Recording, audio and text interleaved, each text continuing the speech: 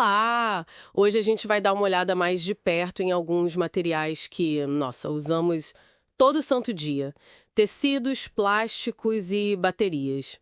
A gente se baseou em várias fontes, sabe? Desde artigos mais técnicos de química, engenharia, até blogs que explicam como as coisas são feitas e, claro, pesquisas sobre o impacto ambiental, tipo microplásticos, reciclagem, essas coisas.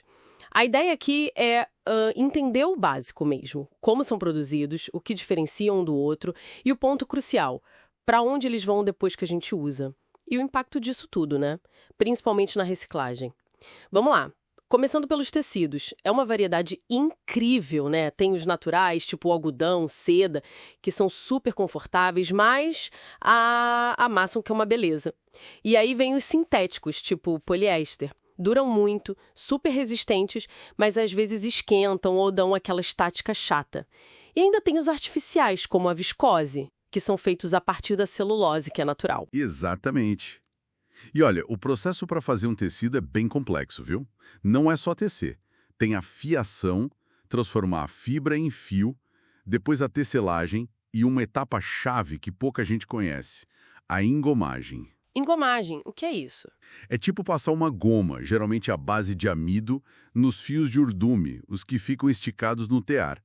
Isso protege eles, evita que arrebentem durante a tecelagem, que é um processo bem estressante para o fio. Ah, interessante. E depois disso? Depois vem o beneficiamento. Aí sim, você tira essa goma, pode branquear o tecido e no caso do algodão tem a mercerização. É um tratamento químico que deixa ele mais brilhante, mais macio e até pega melhor a tinta depois. Falando em tinta e o tingimento, li em algum lugar que era complicado, especialmente no jeans. Como funciona isso? O jeito que ele desbota é de propósito? É. Para fazer o jeans, o tingimento é específico no fio do urdume. Ele não é tratado geral. Toda vez que você torce o jeans, ele fica de um lado polido e do outro estampado. E o branqueamento de barra é feito na máquina, depois a costura. É isso mesmo. O índigo, que é o corante azul do jeans, ele não tem, assim, uma afinidade química muito forte com a fibra de algodão. Então ele fica mais na superfície do fio, sabe? Por isso que com o uso e as lavagens, ele vai saindo, criando aquele efeito desgastado que todo mundo gosta. Não é defeito, é característica. Que legal. E tingir qualquer tecido é delicado. Um pouquinho a mais de corante, uma temperatura 1 grau diferente, pronto, já muda a cor final. Sem falar na estamparia, né? Que pode ser com cilindros, rotativa ou com telas, o silkscreen. Faz sentido. Bom, saindo dos tecidos e indo para os sintéticos, plásticos. A gente sabe que a maioria vem do petróleo, né? De um negócio chamado nafta, por um processo de polimerização. Achei bem interessante a diferença entre termoplásticos e termofixos. Isso define muita coisa para reciclagem, pelo visto. Sim, essa é uma distinção, olha, fundamental. Os termoplásticos, como o PET da garrafa de refri, o PE das sacolinhas, eles amolecem quando você esquenta. Dá para derreter e moldar de novo, várias vezes até. Ah, por isso que são mais fáceis de reciclar. Exato. Já os termofixos, tipo a baquelite de cabos de panela, ou resinas de alguns componentes eletrônicos, eles endurecem com o calor na primeira moldagem e já era, não amolecem mais. Se esquentar demais, eles degradam, queimam. Entendi. E um problemão, hoje em dia, são os microplásticos, né? Nossa, nem fala. São aquelas partículas minúsculas, menores que 5 milímetros. Isso, Elas vêm da quebra de plásticos maiores que vão se fragmentando no ambiente, tipo uma garrafa que fica no sol, na água. Ou, pasme, às vezes são adicionadas de propósito em produtos. Esfoliantes cosméticos, pasta de dente, tinham muito isso, agora está diminuindo por causa da pressão. sério, que coisa. E o problema é que eles vão parar na água, no solo, podem ser comidos por animais, a gente pode inalar. E pior, eles agem como esponjas, absorvendo outros poluentes tóxicos que estão no ambiente, os tais POPs, poluentes orgânicos persistentes. Aí, o plástico vira um veículo para levar essa toxicidade para dentro dos organismos. Pesado isso. O que nos leva direto para a reciclagem. A mais comum é a mecânica, certo? Como ela funciona, assim, de forma geral? Gino. Existem tecnologias para ajudar, tipo o NIR, Near Infrared, que identifica o tipo de plástico pela forma como ele reflete a luz infravermelha. Ajuda a separar PET, PAED, PVC. Depois de separado, o plástico é moído, vira flocos, aí vem a lavagem para tirar sujeira, resto de produto, rótulo, cola, depois seca bem, e por fim a extrusão. A máquina derrete esses flocos e força a passagem por uma matriz, tipo um moedor de carne gigante, formando uns espaguetes que são cortados em grânulos pequenininhos. E esses grânulos são a matéria-prima reciclada. Isso, é o famoso PCR, Post-Consumer Recycled Content. Aí esse material pode virar um monte de coisa nova. Mais embalagens, peças de carro, fibra para fazer camiseta, vassoura. Por isso que hoje se fala tanto em design para circularidade. Pensar em como o produto vai ser reciclado lá no fim da vida, desde a hora de desenhar ele. Faz todo sentido. Bom, para fechar nosso trio de materiais, baterias. A gente usa pilha e bateria quase como sinônimo, né? Mas tem uma diferença técnica. E a grande divisão é entre as que recarregam e as que não. Tecnicamente, uma bateria seria um conjunto de pilhas ou células.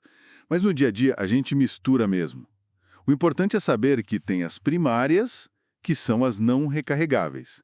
Tipo as pilhas comuns, de zinco-carvão, as mais antigas, e as alcalinas, que duram mais. E tem as secundárias, as recarregáveis.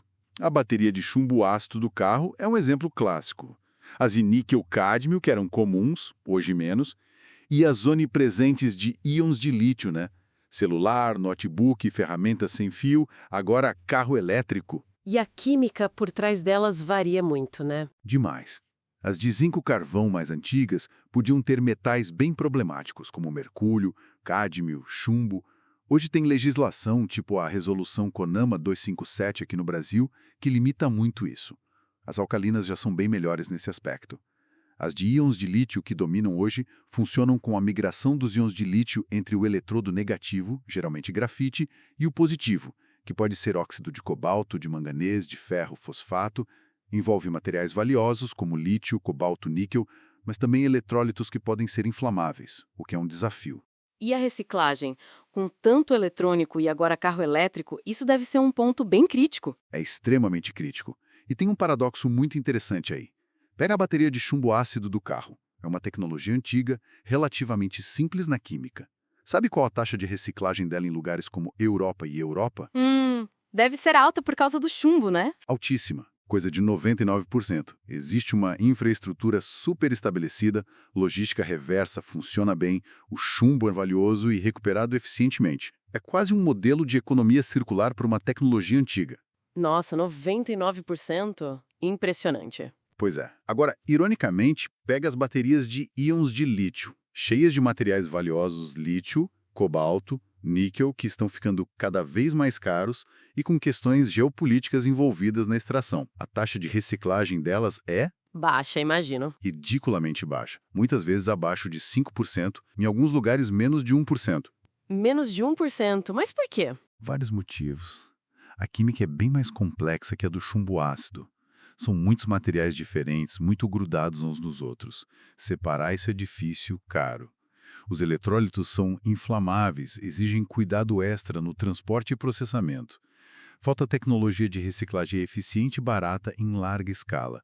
Falta infraestrutura, falta regulação mais forte em muitos lugares. Caramba, é um desafio enorme, então. Gigante. E crescendo exponencialmente com a eletrificação dos transportes. É um gargalo ambiental e econômico sério para o futuro próximo.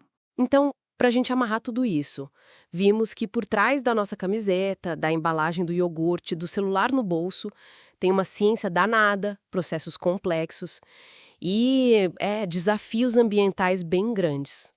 Fica muito claro que o que a gente escolhe comprar e principalmente o como a gente descarta faz uma diferença real, né?